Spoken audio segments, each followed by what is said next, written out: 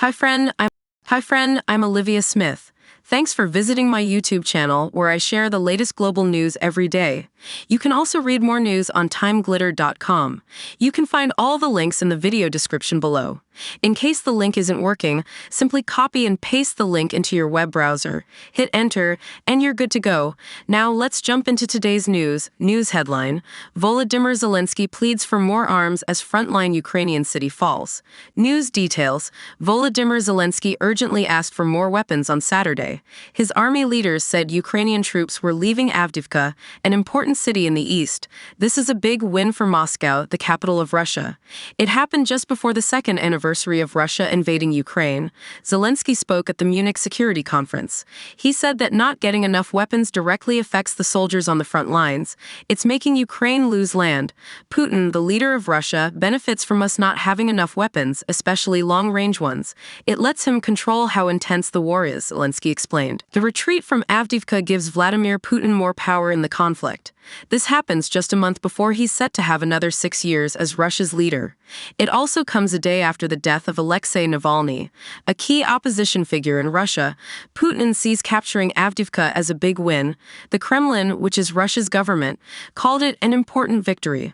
Zelensky, Ukraine's leader, criticized the U.S. Congress for taking a break instead of voting on sending $60 billion in military help. He warned that dictators like Putin don't take breaks. Even when there's a pause, the enemy doesn't stop. We need to be strong, Zelensky said. Ukraine's military announced early on Saturday that they were pulling out of Avdiivka.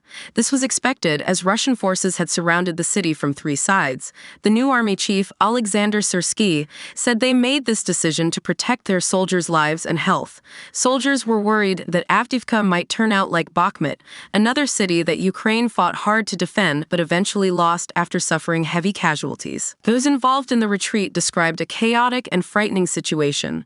Some had to leave behind injured comrades. A senior army commander said on Telegram that a certain number of Ukrainian soldiers were captured during the withdrawal. Viktor Bilek, a soldier from the 110th Brigade, shared his experience earlier in the week.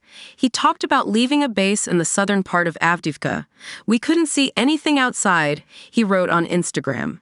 "It was all about survival. We walked a kilometer across a field like blind cats following a drone. Enemy artillery was firing. The road to Avdiivka was filled with our fallen comrades. Less than 1,000 people remain in Avdiivka, a town that used to have 30,000 residents and a big coke plant. It's close to Donetsk, a major city that has been controlled by others since 2014. Avdiivka has been a fortified base and has seen heavy fighting since October." Ukrainian soldiers are feeling the pressure all along the front line as the anniversary of the conflict approaches on February 24th. At the Munich conference, Zelensky warned that Ukraine will struggle without more long-range weapons, drones, and air support. The U.S. Senate passed a bill to give $60 billion in new aid to the Ukrainian military. But the House of Representatives hasn't approved it yet. They suddenly took a 2-week break last week. President Joe Biden assured Zelensky that he believes the U.S. Congress will approve the aid. But he also said that without American help, Ukraine could lose more land to Russia. Biden called it absurd and unethical if U.S. lawmakers don't approve the funding. He promised to fight to get Ukraine the support it needs. During a press conference with Zelensky, U.S. Vice President Kamala Harris emphasized the importance of unwavering support from Washington, stressing that political games should not interfere. Andriy Yermak, Zelensky's chief of staff, mentioned at a separate meeting that the timing of further aid to Ukraine was crucial. "I am hopeful, but timing is key," he said. He expressed doubts that European assistance, without enough backing from the U.S., would be adequate to prevent Ukraine from losing more land.